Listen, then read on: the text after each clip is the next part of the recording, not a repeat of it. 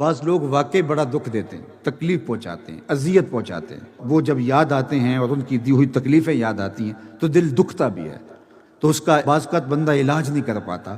تو میں نے تو وہ طریقہ آزمایا ہے، آپ بھی آزمائیں۔ جس نے دکھ دیا ہے اس کو تصور میں لائیں اور اپنے گھر میں بیٹھ کے کہیں جا تجھے معاف کیا، جا تجھے معاف کیا، جا تجھے معاف کیا۔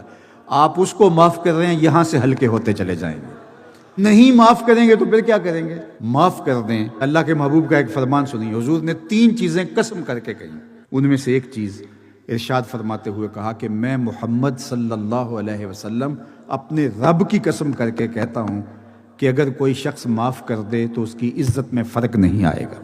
اگر کسی نے دکھ دیا ہے، تکلیفیں دی ہیں، تو وہ بوجھ کیوں اٹھائے پھر رہے ہو؟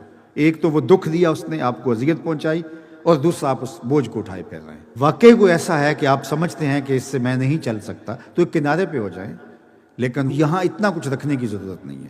اس کو صاف کریں۔ اے دل حجرہ رب سچے دا، یہ اس کا حجرہ ہے، اس میں غیر کو کیوں بٹھایا ہوا ہے اور فضول لوگوں کو بٹھایا ہوا ہے؟